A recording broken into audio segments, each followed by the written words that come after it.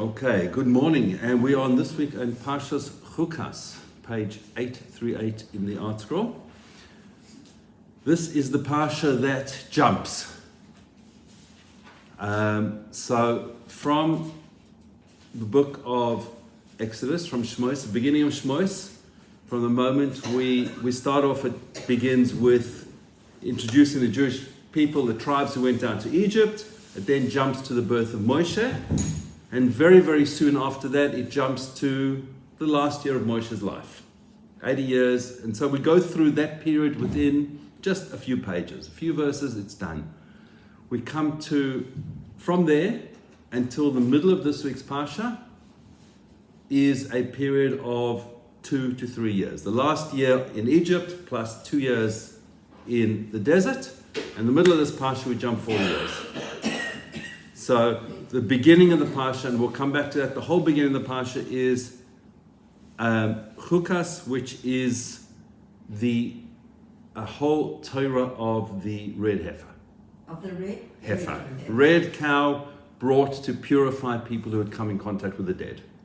Very simple, very easy. We'll come back to that. Not simple at all, not easy at all. The most difficult part of the Torah possibly to understand.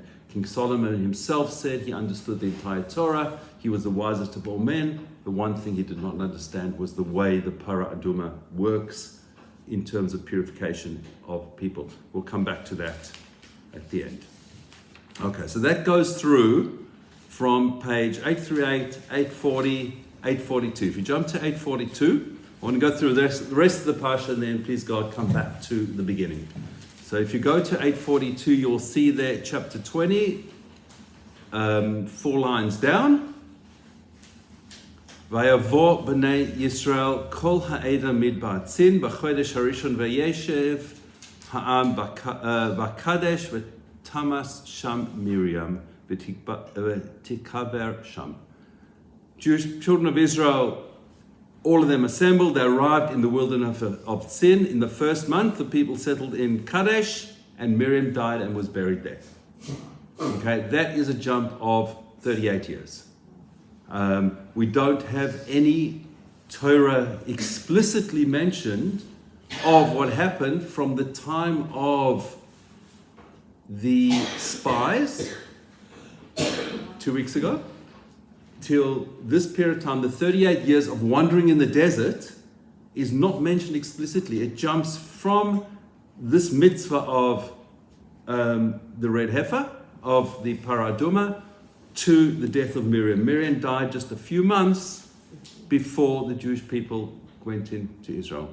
I'm sorry, you did want to tell us how many there were. How many left Egypt to go into Israel? 600,000 men were counted, give or take 3 million people.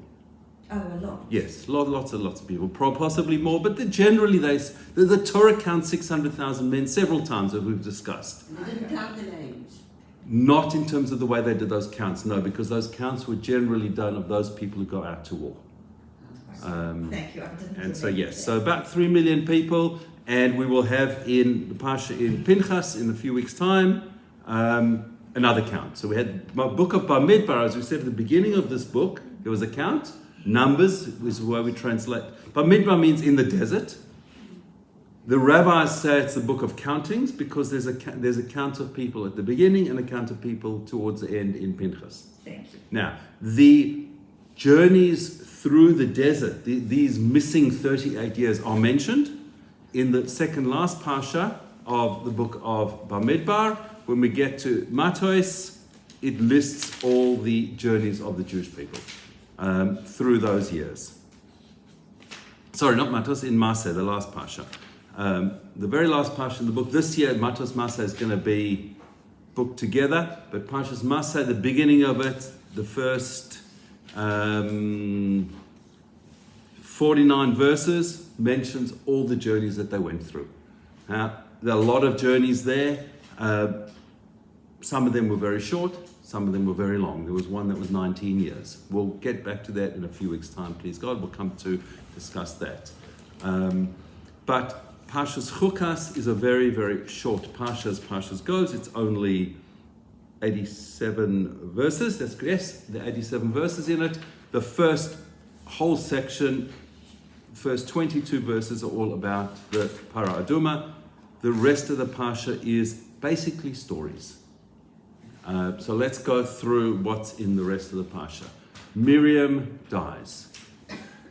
Miriam being Moshe's sister, and she was, as soon as she dies, she's buried, and then suddenly the next verse says, oh, the water dried up. There was no more water. We learn from that in the merit of Miriam, the well, we call it Ber Miriam, Miriam's well, dried up.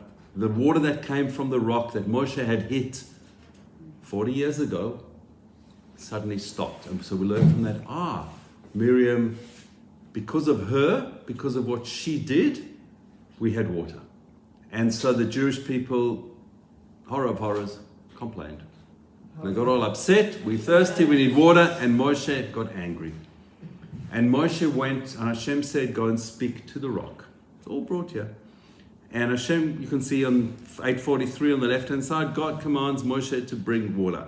Hashem says, go to the rock and speak to the rock. And Moshe doesn't know exactly which rock it is. He's angry, which shows us how anger takes a person's seichel away from him. Moshe, if we can say that about Moshe Rabbeinu. But Moshe goes to the rock, doesn't know which rock. The people are screaming and shouting. They're all angry. They have absolutely no hakaras hatov. They don't realize that, hang on a moment, why have we not got water? They're just thinking of themselves and not thinking of the big picture. Moshe's going to give them water again through Hashem. Hashem's going to give them water. There's no question about it. And Moshe then thinks, okay, I don't know exactly which rock. He's in a bit of a quandary.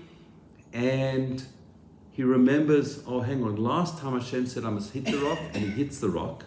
Water comes out the rock, but Hashem says, sorry, Moshe and Aaron, you were both angry, you didn't do the right thing here. You're not allowed to go into Israel. This was, so to speak, the straw that broke the camel's back. Moshe did a few things that would have prevented him from going into Israel, and this was the final episode, really. Hashem says, okay, you're not going into Eretz Israel, you will be punished. Moshe and Aaron are punished that they can't go into Israel. And the waters are called Mei Meriva, waters of strife. These are waters of strife because there was consternation. The people were not happy with what was going on. They didn't realize, take a step back, look at the big picture. Hang on, why? What's the connection? Miriam died, and now we've got no water. Whoa, stop. Okay, let's look at what's going on. We need to do something about it. And what do? We complain. Instead of stopping and saying, what can we do to get the water back? Daven to Hashem. Say thank you to Hashem for the last 39 years, 40 years of miraculous water. The water came out of a rock. It went through the whole camp in specific rivers and rivulets. It went through, it divided every tribe, every family. Everybody had their water at their door, basically, the most pure water imaginable. It was spiritual water. And the people just came so much to expect it there that they demanded water.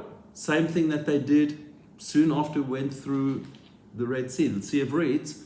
We got through there, 3 days later, no water, people complained. We don't learn from our mistakes. But Hashem gave the water back. Now, we're getting closer to going to Eretz Israel. On page 846, Moshe sends some emissaries, some people. Vayishlach Moshe Malachim. Moshe sends these people, Mikadesh, they were camped in Kadesh, to El Melech Edom, the king of Edom. Edom being one of our cousins, Esav's descendants were the family of Edom. They were living there.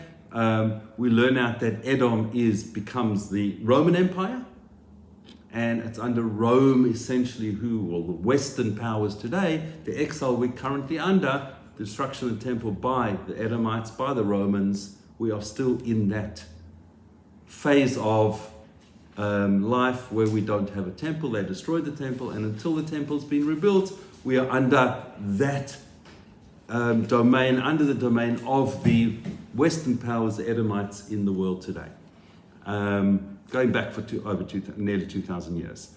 The king of Edom says, we go to him and say, look, we've been traveling through the desert, it's been pretty tough for us. We went down to Egypt. They give them the whole story, these emissaries that Moshe sends. We went down to Egypt, we lived there for many years, they were pretty bad to us, they enslaved us, we cried out to Hashem, Hashem heard our voice, and he took us out of Egypt. We've been traveling in the desert, please can we pass through your land? And they say, let us pass through the land. I'm in verse 17. We won't pass through fields or vineyards. We're not going to drink your water. We'll just go straight on the King's Road. On the highway, we're just going to walk through. We're not going to touch anything. Please let us go through. We're not going to veer right or left until we pass your border. Edom replied, forget it. No ways. Not letting you come through. And if you come through us, we're going to attack you. We'll attack you with a sword. We're not letting you through. Not much has changed. The children of Israel ask him again, we'll even buy things from you. And he says, nothing happening. Not a chance, you're not coming through. So they then go out, the Edomites go out and refuse. They block their border, refuse to allow us through. So the Jewish people journey. They just journey around and they come to Hor Hahar. Hor Hahar is the same word. The mountain of the mountain. It's like it's described as a mountain on a mountain. Looked like a big apple underneath a small apple kind of thing. Just two mountains. They get to Hor Hahar and Hashem says to Moshe, it's time that your brother Aaron leaves this world. Aaron is about to die, and take Aaron up to the mountain, take his son Eleazar with you. Aaron being the high priest, he wears a special 8 garments. Moshe needs to disrobe Aaron of those garments and put them on Eleazar. And the 3 of them walk out of the camp. Moshe doesn't know how to tell Aaron. He's like, how am I going to tell my brother he's going to die? And Hashem says, don't worry, you'll go up there. And Moshe hints to Aaron that this is his time to leave the world. And he tells him, look, Hashem's going to take you in a special way. And it says Hashem gave Aaron a kiss. He took Aaron's neshama straight from him. In fact, Moshe didn't know that he couldn't, it was just the 3 of them, 2 brothers and Eleazar, Aaron's son. Moshe has to take Aaron's 8 garments off, and as he takes off each garment, it gets replaced with some spiritual garment. Aaron is completely covered the whole time. The Chazal talk about it, how it was done in an incredible way, and Aaron dies in a way that very, very few people have died like this. In fact, it's brought down, I think it's only 6 people died through this kiss of Hashem. The 3 Avos, Avram, Yitzhak, and Yaakov, Moshe himself in a few months' time after this. Aaron and Miriam are the only people who die like this. It's a special way of death. They were such elevated people. I'm just looking through here. Yes, Avram, Yitzhak, Yaakov, Moshe, Aaron, and Miriam. They were at such a level of elevation. Most people, our body is the main thing as we live in this world. We live a physical life. People, and therefore for the neshama to leave, it's very, very difficult. And it goes through a traumatic experience. For people who are at a very high level, the neshama leaves their body because the neshama is what guided their entire life. They weren't driven by materialistic things. They're driven by pure spirituality. And therefore, in this case, Aaron's case, his neshama just went straight to where it was supposed to go. There was no traumatic experience for Aaron, and certainly Avram, Yitzhak, Yaakov, Moshe, and Miriam as well. Shem just comes and, so to speak, kisses them and takes the neshama to its extremely elevated place in the next world. Moshe and Eleazar come down from the mountain, and the people see, hang on, what's going on? Where's Aaron? And Moshe has to tell them that he's been taken from them, and the people, en masse, everybody, mourns for Aaron, because Aaron was known as a person who was, he loved peace and he chased after peace. It says after Aaron that his whole credo in life was to make peace between two people. It's brought down that if two people had a fight, Aaron sees, oh, hang on, these two people, two friends are not getting on. He would go to the one guy and he would say, I spoke to your friend and he really is upset about the fight you had. It doesn't matter what the fight was. He wants to forgive you and he wants to move on. He wants to reconnect. And he'd go to the other guy and he'd say, I spoke to your friend. And it doesn't matter what the fight was. And he really wants to connect with you and he wants to make up. And he would bring the two of them together and there'd be a meeting of the minds and they would move on. And people realized that Aaron was Ohev Shalom V'Rodev Shalom. He loved peace and he chased after peace. His whole goal was to create peace. And in fact, if you think about it, Birkat Kohanim, which is what we only do it on Yom Tov in Eretz Israel, it's done certainly in Yerushalayim and most of Israel, it's every single day. The Kohanim go up on the Duchen. We call it Duchening because the platform where the Kohanim stand is called a Duchen. But Birkat Kohanim, the Kohanim, Hashem blesses the people through the Kohanim. And we end that blessing with Shalom, with peace. And in fact, every single tefillah we have, our Shemona Esra ends with Shalom. When we bench, it ends with Shalom. Everything about the world that we live in, that we should be about, is about finishing with peace. Our goal is to help ourselves to understand that. If we understand the way things should be, the world will know it, and the world will accept it, and the world will understand. It's when we are fighting with each other, and we are not at peace within ourselves as a Jewish people, it's a weakness. And that's really what happened straight after that. And just like Miriam, because in her merit we had the water, the Jewish people were given several gifts in the desert. One was the well, the Be'er Miriam. The other was the man, the incredibly spiritual food that they ate. That was in the merit of Moshe Rabbeinu. And the third thing that they got was known as the Ananei HaKavod, the clouds of glory. There were these special clouds that surrounded the encampment completely on all sides. Above, below, in front, the back, on the two sides, all around. There were 6 clouds surrounding them, spiritual clouds. People couldn't get in, they couldn't penetrate these clouds. They were completely, they smoothed out the land for the people. In fact, there were only 3 mountains that were left visible in the desert. They just walked on this flat path, basically. Hashem just used these clouds to make it easy to walk. The 3 mountains that were available in Midrash brings is this Hor HaHar, where Aaron died, Har Sinai, where we got the Torah, and the mountain where Moshe was buried.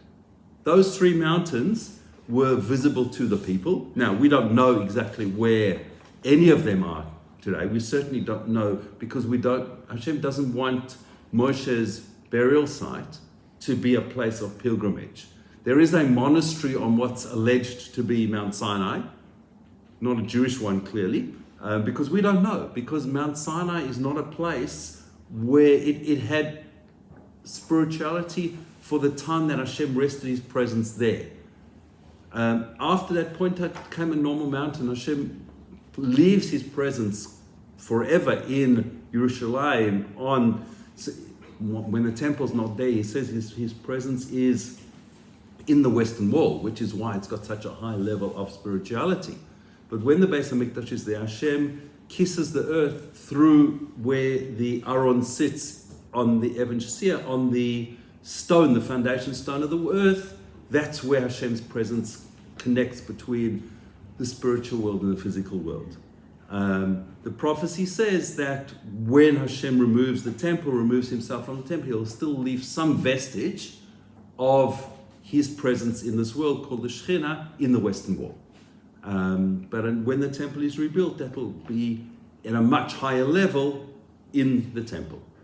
Certainly in the first temple, Hashem's presence was there. The Mishnah in Pirkei Avos lists 10 miracles that were available and visible to anybody all the time, every single day, to see Hashem's presence. You could see there were certain things that happened in the temple that didn't happen anywhere else. Clearly Hashem's presence was there. It was not as manifest in the second temple There was still some vestige of it, but not all of it.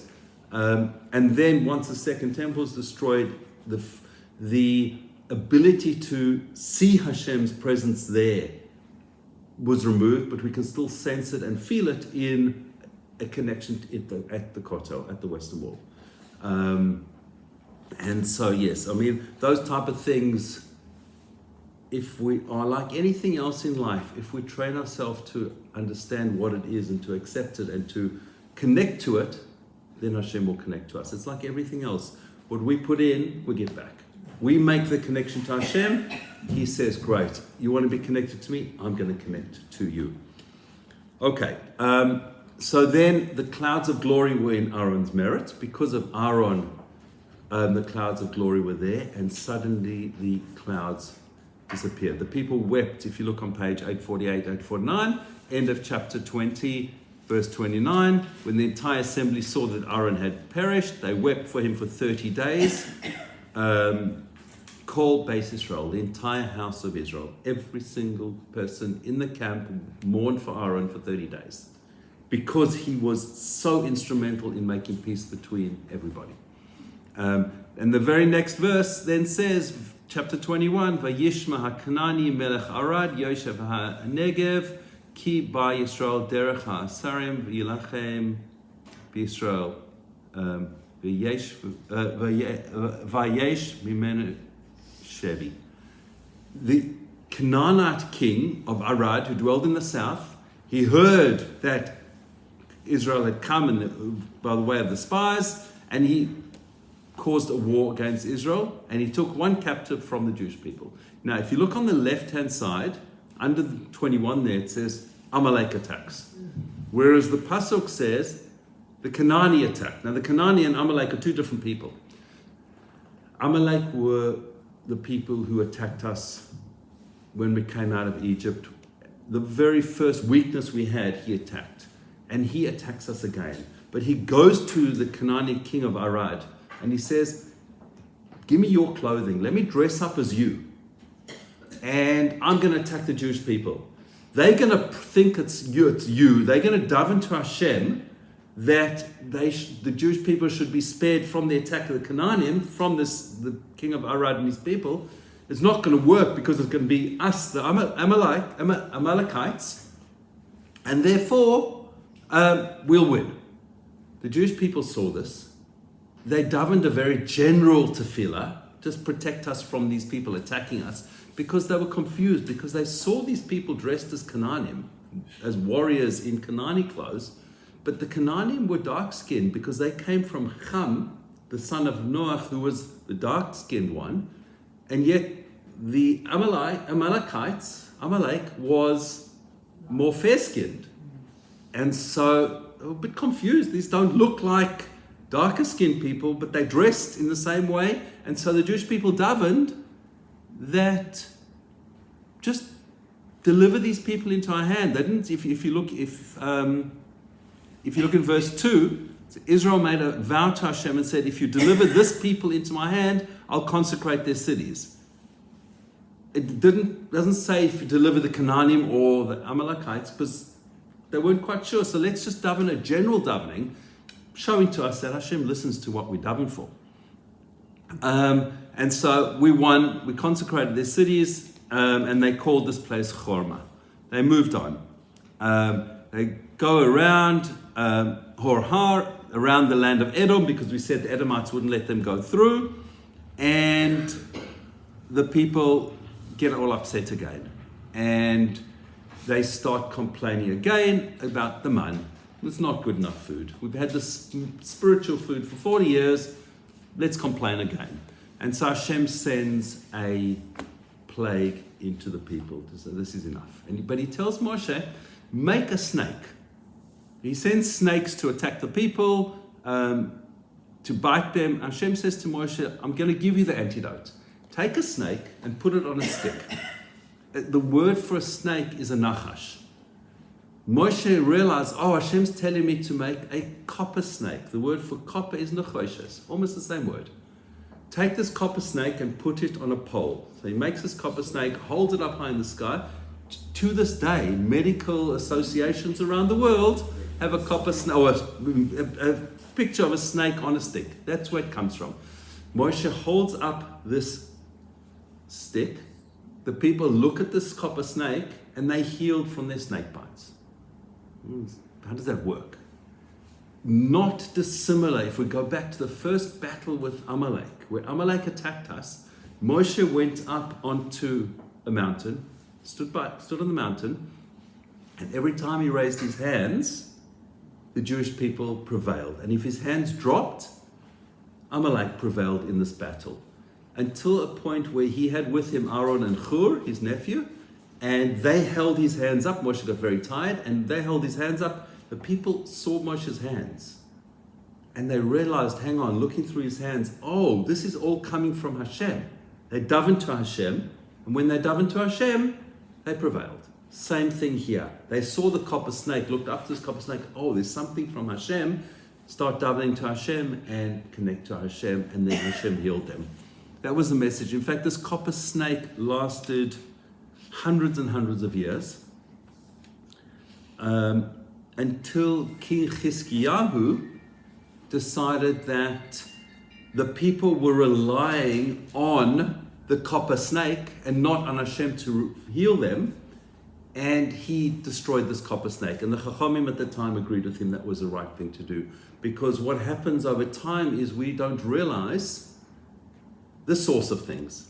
We see something is helping us. They had a book of refuahs, a book of healing, where they had specific herbs and plants and whatever else.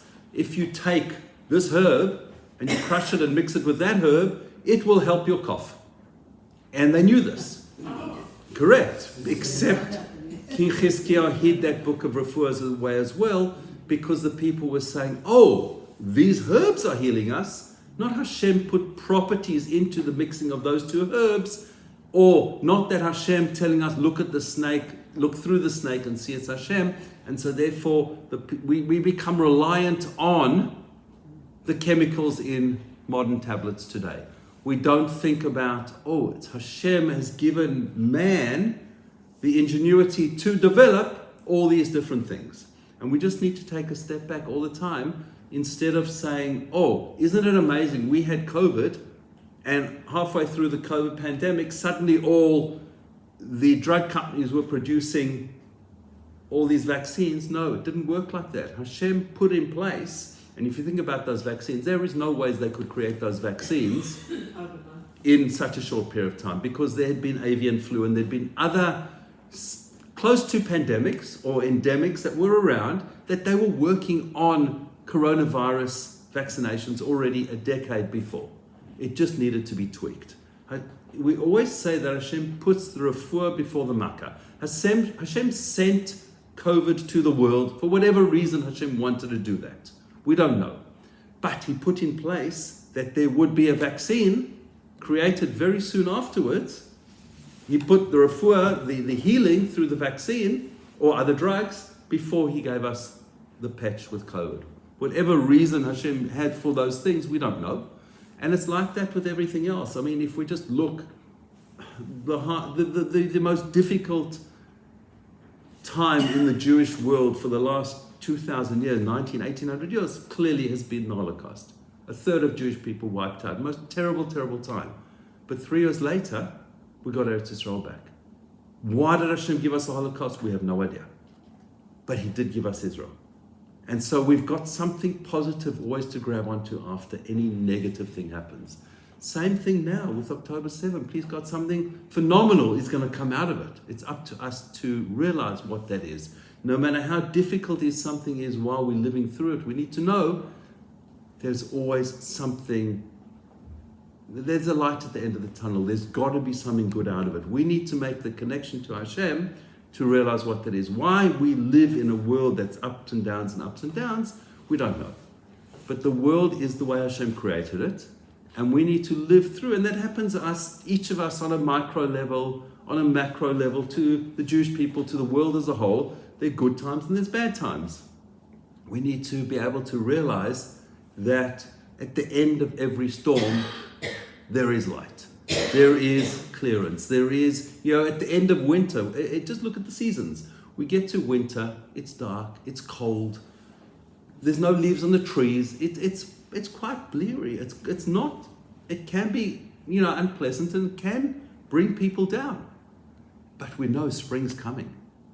And every now and again in the cold of winter, you just see a bud that pops out, or flowers, or something beautiful that reminds us, hang on, it's not that far away till spring, where growth happens again. And that's the cycle of the world. The world goes through these continual cycles. Okay, the Parsha. All right, then we are saved and we sing this a song, one of the 10 songs that are sung in the world. We had, when we came through the sea, when we sang Az Yashir, and now we sing another song. At the end of the Torah, we sing the song in Hazinu. There are going to be 10 songs. The final song will be the song of Mashiach. These songs are elevated, spiritual, incredible experiences that record some history in the world, but show that connection that we make with Hashem in realizing that everything we go through, Hashem is there pulling the strings and directing the world. We then come along and we come to Sichon, the king of the Amorites, and we say to Sichon, same thing as we said to Edom. I'm on page 852-53 at the end of the Parshas Shvi. Let us pass through your land. Again, we tell him we're not going to turn to the field or the vineyard. We're not going to drink your well water. We're only going to go on the king's road. It's virtually the same thing.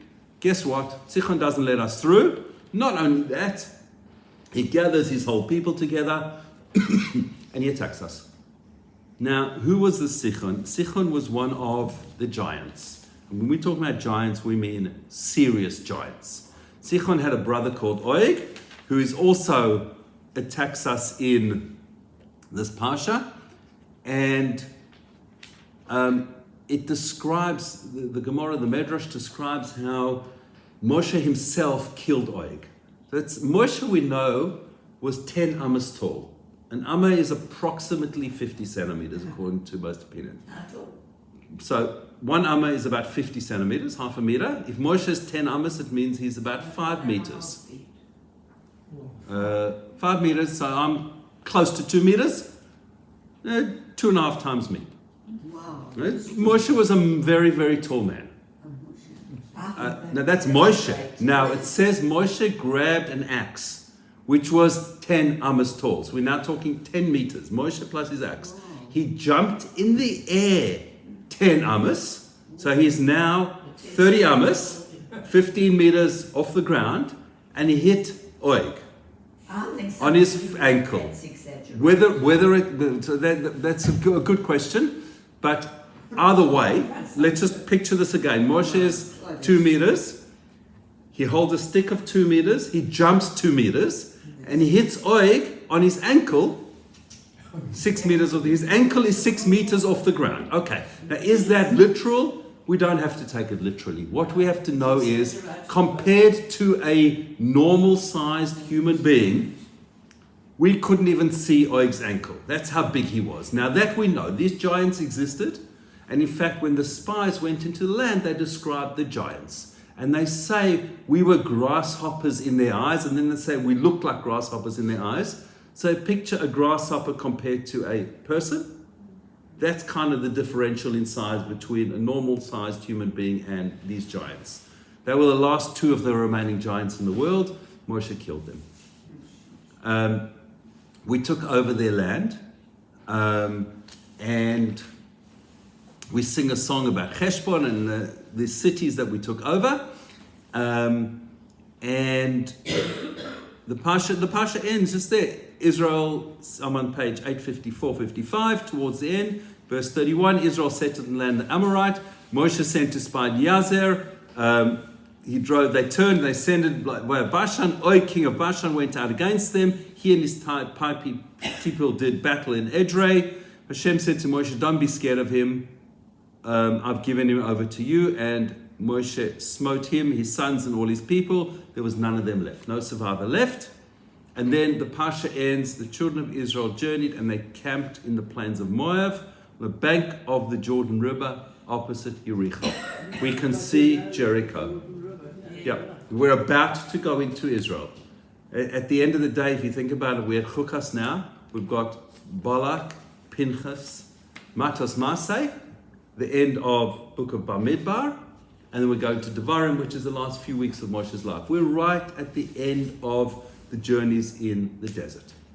There must have been one giant left for David. Different giant, not as giant as these giants, but absolutely was. There were certain giants. That's another whole story about Goliath and how he was born. The story of, it's brought down the story of Ruth that we know in the book of Ruth. She had a sister-in-law called Orpah. It says that Ruth clung to Naomi and she went back with her and converted. Orpah had a choice. Orpah says she kissed her and she left. It's brought down. Now again, is this exaggeration or not? We don't know. But it is brought down quite clearly in Chazal. Orpah left. That night she spent her time with 100 men and a dog. Whatever that means. Okay? The product of those relationships, whichever it was Goliath.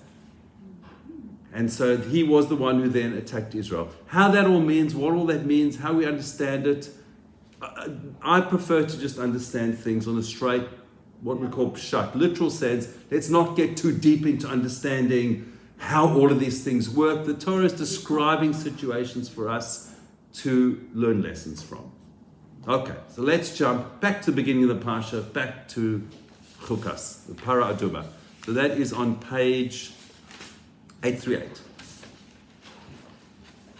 Okay, so we have got chapter 19, which is 22 verses, describing the Para Aduma. Now I want to read what Rashi says about the Para Aduma. I won't read it, I'll just go through a little bit about it. So Rashi brings that the Satan, the evil inclination, the negative forces in the world, and all the Gentile nations are going to taunt the Jewish people concerning the paraduma, this procedure about this red heifer.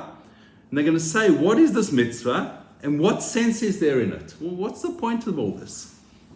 Therefore, the Torah calls it a choik.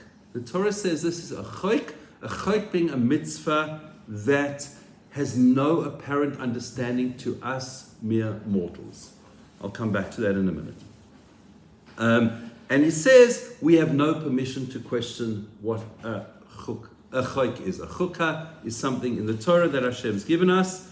Ramban then goes and he says, I already explained, he says, with the mitzvah of the Sar Azazel, there is a, on Yom Kippur, the procedure on Yom Kippur, that there were two goats brought in the temple that were almost like identical twins. They were as close to each other as you could get looking. One of them was, they did a lottery.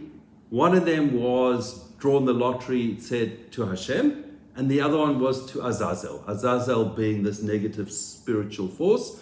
The one goat that was to Hashem was slaughtered as a normal offering, offered up in the Beis HaMikdash. The other was taken out of Yerushalayim on a platform. They walked this goat out of Yerushalayim and they threw it over a cliff. And that goat, they tied a red string to the goat's horns. As soon as it fell over the cliff, the red string turned white. There was a red string in the temple, one of the miracles that happened in the temple. As soon as that happened, that red string in the temple turned white at the same time, and the Jewish people were forgiven. That was part of the forgiveness, forgiveness process of Yom Kippur.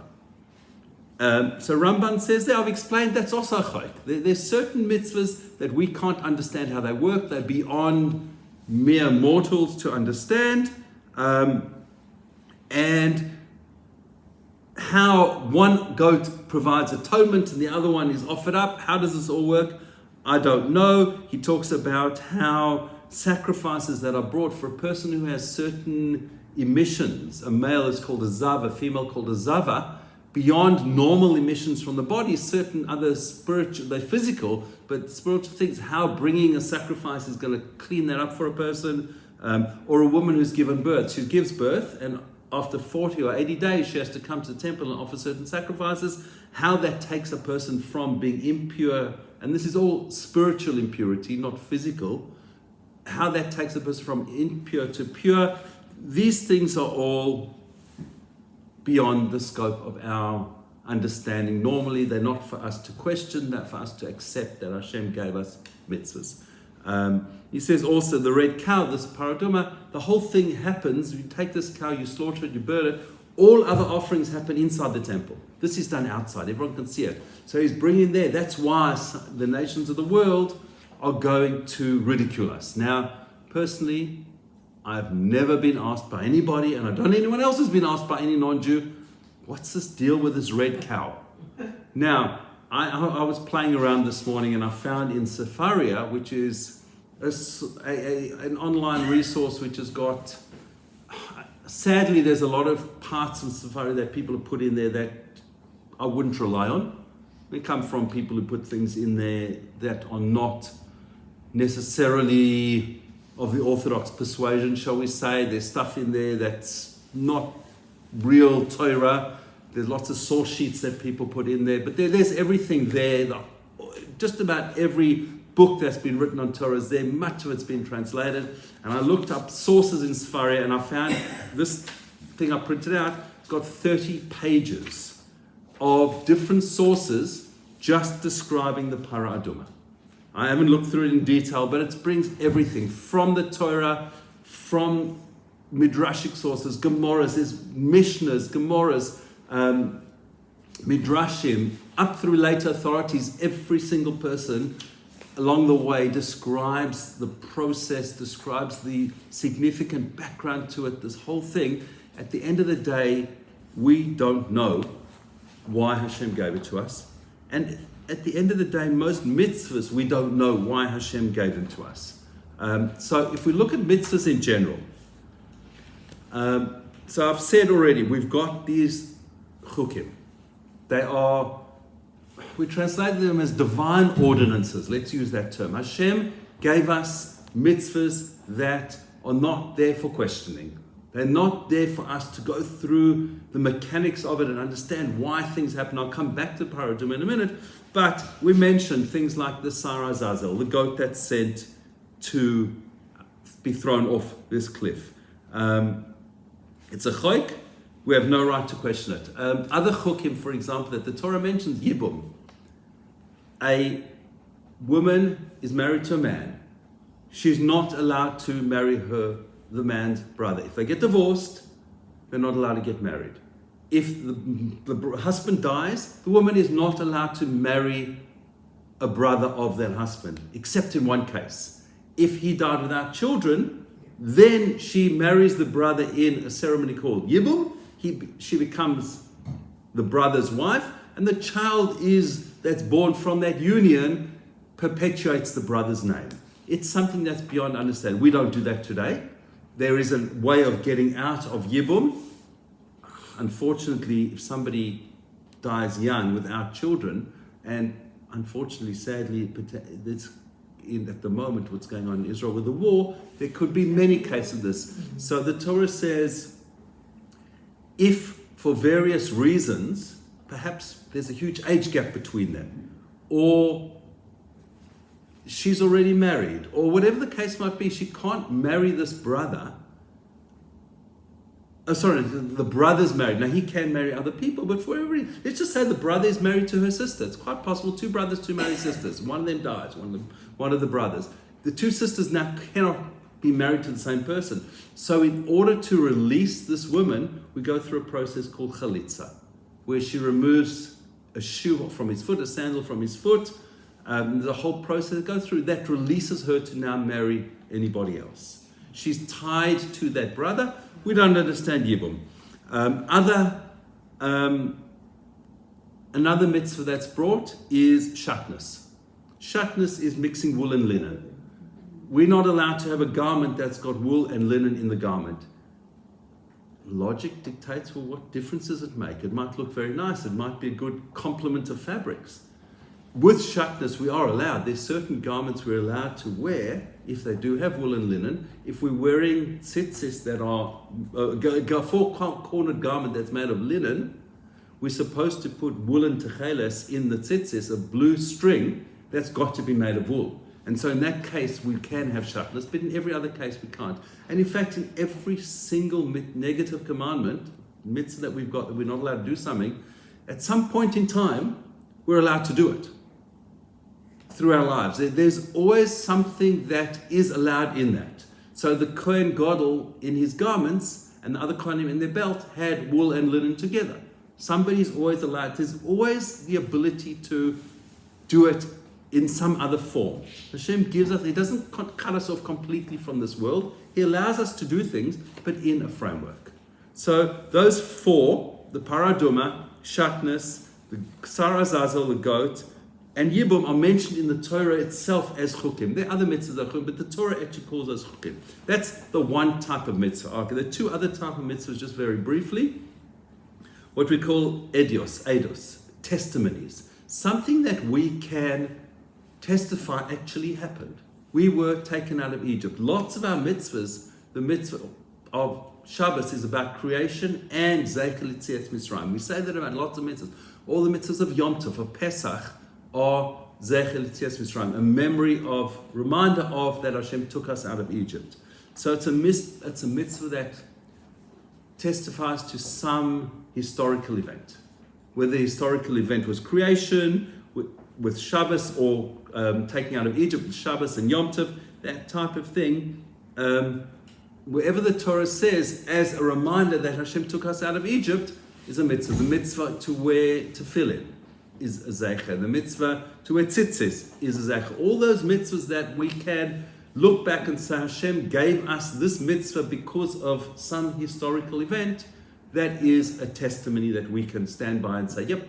And to whatever degree we understand those mitzvahs. The third category of mitzvahs are mishpatim. We've got a parsha called Parshas Mishpatim, civil law. In fact, Mishpatim was given, it's a parsha straight after Yisro where we got the Torah. Civil law are laws that are put in place to make sure society works properly.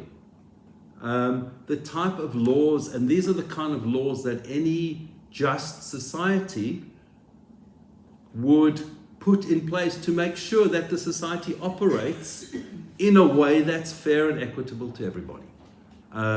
Don't kill, don't steal. The things that we would expect in a regular society to operate, those are the mishpatim. So those three categories of mitzvahs make up all 613 mitzvahs. Every one of them fits into one of those three categories. All right, let's look just a little bit at the paraduma. Okay, so V'daber Hashem el Moshe ve'el Aaron lemo.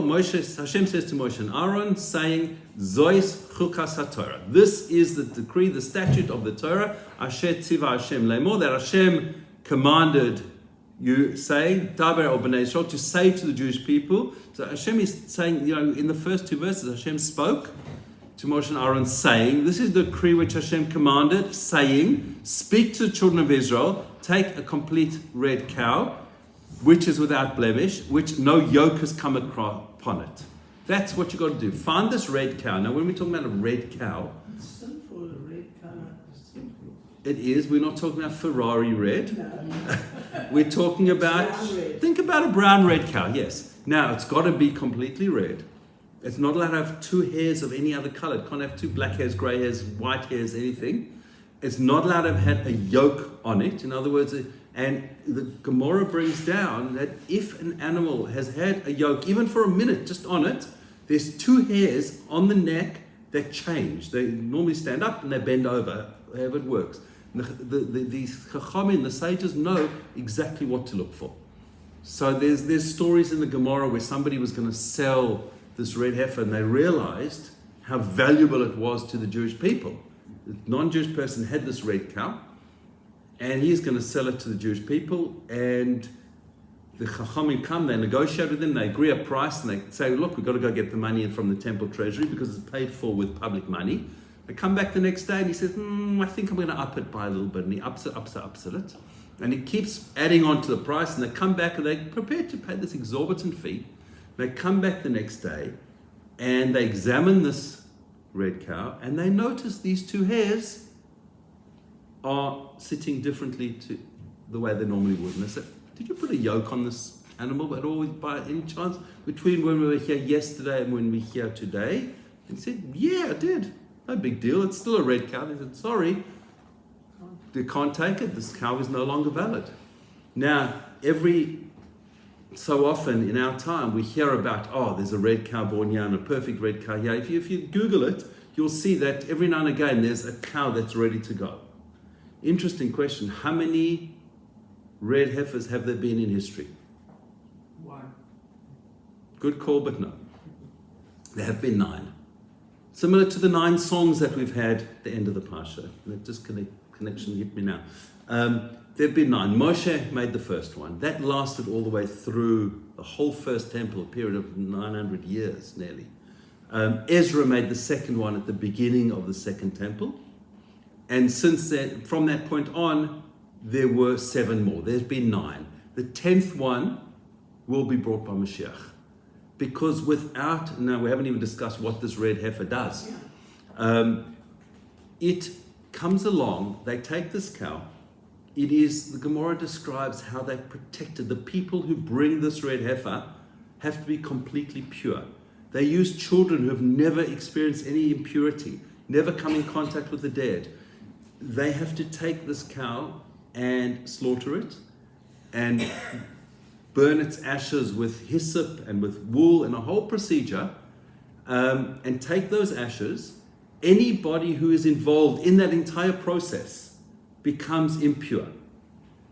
A Kohen then comes along, and one of the connections between last week's Parsha and this week's Parsha, the end of last week's Parsha, was all the gifts, the 24 gifts given to the Kohanim.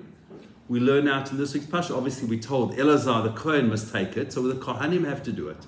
And they take it on the 3rd and the 6th day. I'll come back. 3rd and the 7th day. I'll come back to that in a moment.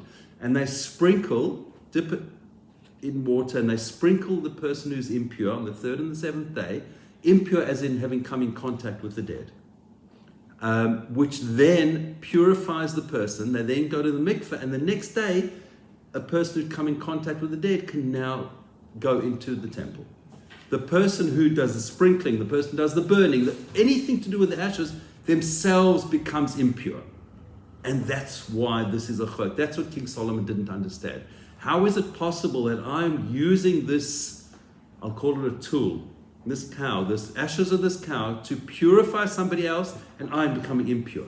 Now, it's a different level of impurity. The person who becomes impure from it, it's not the same impurity as contact with the dead. It's a much lower level. They need to go to mikveh and they're okay, but they still become impure. And so it's this like transfer of impurity through a pure thing. It doesn't quite seem to gel, and that's what all the authorities grapple with. How does this work? The only person who was ever told about the way this worked and the mechanism of it and everything behind the scenes of why this happens like this, why Hashem gave it to us, was Moshe Rabbeinu. So King Solomon comes along 500 years later, nearly 500 years later, and he delves into everything. He works out every single mitzvah, how it works, and he says, this one is just too hard for me. It's just too hard. It's something that Hashem's kept secret between Hashem and Moshe Rabbeinu and nobody else. And until Mashiach comes, when we might find out a little bit more about it. So why the 3rd and the 7th day? What's the point there? So I heard in a shir yesterday, a little bit of a connection, a shir on completely different. It was I didn't quite understand the entire shir, but I heard from Rav Shapiro about that connection between the 3rd and 7th day. Let's go back right to the beginning of the Torah. Go all the way back to Bereshis. So if you go to page 2, and I'm going to run through this very, very quickly, but let's just see something interesting. So we talk about Bereshis bara Elokim Eisa Shamayim V'Saaretz. Hashem said in the beginning of Hashem's creating the heaven and the earth. The earth was astonishingly empty. I'm going to just jump through it. You don't need to follow in. If you look in verse 3, God said, let there be light. There was light. God saw the light was good, and He separated between light and darkness. End of day 1. Turn over to day 2. God said, let there be a firmament in the midst of the waters. Let there be separated between water and water. God made a firmament separated between the waters which are beneath the firmament, and the waters were above the firmament. It was so. God called the firmament heaven, and there was evening, morning, day 2. Day 3. Okay, just as a matter of interest, let me just jump back. You see in day 1 it says God said it was good. In day 2, there's no word mentioned about that it was toiv, that it was good. There's nothing about good at all in day 2. Because day 2 is suddenly a period where there's a potential for strife. Where you've got 2 things. When you've only got one thing, there can be no disunity, discord, strife. I've got 2 things here. I've got day 1 and I've got day 2. I've got a separation. Hashem separated the waters from the heaven and the earth, up and below. There's a potential for strife. Now, going back to last week's Parsha, I said the Shir Shel Yom, the psalm that we say on every day. We say today is the 2nd day of the Shabbos of the week.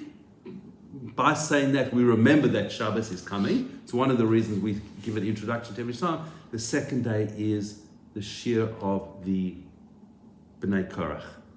The children of Korach, who we said last week, were saved from the hole. They climbed out the hole because they did tshuva. They wrote that psalm because their father brought such terrible destruction to the world through fighting, through a machloikas. In fact, we didn't say it last week, but the word machloikas, meaning strife, meaning fighting, meaning thing, if you take those letters and rearrange them, it comes chelek maves, a portion of death. Fighting, machloikas, basically kills off something.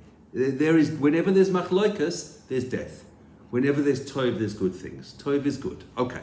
So the 3rd day, God said, let the waters beneath be gathered in one area. And it was so. God called the dry land earth, the gathering of the waters called seas. God saw that it was good. Verse 10. Verse 11, He said, let the earth sprout for verbiage, etc., etc.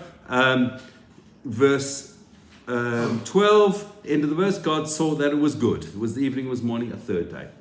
4th day, let there be luminaries in the heaven separated between day and night, serve as signs for the festivals. God saw them, the firmament of heaven and the earth, to dominate by day and by night. End of verse 18, God saw that it was good. 5th day, let the waters teem with living creatures flying about the earth, etc. God blessed them. In verse 21, God saw that it was good. The 6th day, God said, let the earth bring living creatures. So we're going from sea creatures in day 5 to land creatures in day 6. God saw that it was good. God said, let us make man. He made man in His image. Man was on the earth. And God saw everything else, and He saw that it was very good. Comes along the 7th day, and Hashem creates Shabbos. So, if you look at day 3, it's got 2 goods in it. Day 6 has got 2 goods in it. In fact, it was very good. And Shabbos itself is the ultimate good. And so if we look at day 3, why day 3 should we sprinkle the person? Because that was a day of double goodness. There were 2 goodnesses. There was 2 toiv in day 3. Now day 6 has got 2 goods, but we come to day 7, which is Shabbos, and that's the ultimate good. It's the blessing from Hashem, the full creation of the world. Hashem creates Shabbos, and now we've got the ultimate goodness. What is this thing that is good? There's only one thing in the world that is absolutely good. Ki lekach tov nasait lechem torasi al tavo, says the pasuk. I gave you this thing that is good. It is the Torah. The only good thing in the world is the Torah. We look into the Torah and we learn a bit of Torah and we see that there's good. Hashem does goodness in this world. The only way we can connect to Hashem's goodness is by understanding what this world is about. How can I be a good person? By tapping into what Hashem put in the Torah. By those things that Hashem said to us to do. Those 3 categories of mitzvahs that Hashem gave us are the ultimate good. By tapping into those things and realizing, hang on, what is going on? What did the Jewish people do in this week's Parsha? They complained. What did they not see? They didn't see. They were not able to be thankful for what Hashem gave us. So I heard a few weeks ago, we say in our Shemona Esrei, I said before that we finish our Shemona Esrei with Shalom. Sim Shalom, we say at the end, bring peace, bring this great peace in the world. Just before that, we say the bracha of Moedim, of thanks. There's something interesting about Moedim. On the wall there is Moedim D'Rabbanan. We can't say thank you on behalf of somebody else. So when the Chazan repeats the Shemona Esrei, we have the Chazan, he says Moedim, he can't say Moedim for me. So I say a special Moedim to thank Hashem privately. So and we bow down. It's only twice in the Shemona Esrei we bow down, and Moedim, 4 times, but on 2 brachas. We bow down at the beginning and the end of Moedim to say, Hashem, I'm recognizing what you've done in this world. So I heard that from somebody, and I can't remember who it was, several months ago, whenever we say Moedim, just stop for a second or 2 and thank Hashem for something in your life that you're thankful for. So I'm trying to do this for this month of Tammuz. I thought, it just hit me on Shabbos. Rosh Chodesh Tammuz was Shabbos Sunday. First day Tammuz was yesterday. Today's the second of Tammuz. I thought, for the month of Tammuz, I'm going to try and document once a day at least, but I daven 3 times a day, 3 times I say Moedim, but at least one of those 3 times I'm going to try and remember to stop and thank Hashem for something. It doesn't matter what that thing is, but just recognize once a day, oh Hashem, thank you so much. And this morning I walked outside, put my hand on my mezuzah. I thought, oh, and I've got I didn't make this up. I heard this from Rabbi Wallerstein Zatzal. Touch my mezuzah. I can touch. Hashem gave me a sense of touch. And I can see, hang on, there's birds chirping, I can hear. Let me take a breath. Oh, I can smell something. There's something in the air I can smell. And I've got toothpaste taste in my mouth. My mouth is working. My 5 senses are working. Thank you, Hashem. So I got to Shemona Esrei, and thank God I remembered. Wasn't in a rush this morning. Thank God I remembered. Thank you, Hashem, for my 5 senses. My eyes don't work so well, but I've got glasses, I can see, thank God. And every day, just spend a minute, 2 minutes saying, Hashem, thank you for something. Thank you for giving me a family. Thank you for giving me whatever. It doesn't matter what it is, but thank you for something. And over a course of a month, over 30 days, you thank Hashem 30 times for something else. Try not to do the same thing every day. But I guarantee our lives will change because we will be connected to Hashem. And over a period of 30 days, we develop a habit of thanking Hashem for something. The rest of our lives will be thanking Hashem every single day for all the goodness He gives us. It's about the